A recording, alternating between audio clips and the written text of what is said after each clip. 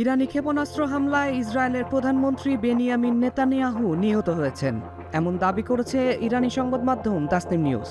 মার্কিন সাবেক গোয়েন্দা কর্মকর্তা স্কট রিটারের একটি এক্সপোস্টের বরাতে বলা হয়েছে, একই হামলায় ইসরায়েলের জাতীয় নিরাপত্তা মন্ত্রী ইতামার বেন গভির আহত হয়েছেন। তবে এই দাবির পক্ষে কোনো নির্দিষ্ট প্রমাণ দেয়নি তাসনিম নিউজ। প্রতিবেদনে আরও বলা হয়, নেতানিয়াহুর ব্যক্তিগত চ্যানেলে 3 দিন ধরে কোনো ভিডিও প্রকাশ হয়নি। একই সময়ে তার বাসভবনের আশেপাশের নিরাপত্তাও বাড়ানো হয়েছে।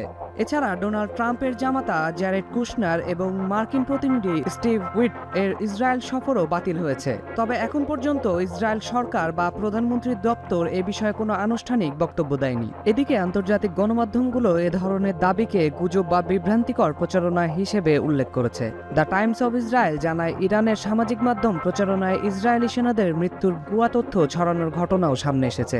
প্রতিবেদন অনুযায়ী এক ইসরায়েলি রিজার্ভ সেনা সদস্য জানান, ইরানের একটি সামাজিক মাধ্যম পেজে তাকে নিহত সৈন্য হিসেবে দেখানো হয়েছিল, যদিও বাস্তবে তিনি জীবিত ও সুস্থ আছেন। তার মতে এ ধরনের পোস্ট মনস্তাত্ত্বিক যুদ্ধ ও বিভ্রান্তিমূলক প্রচারণার অংশ হতে পারে। বর্তমান পরিস্থিতিতে নেতানিয়াহুর নিহত হওয়ার বিষয়ে কোনো স্বাধীন বা যাচাইকৃত তথ্য পাওয়া যায়নি।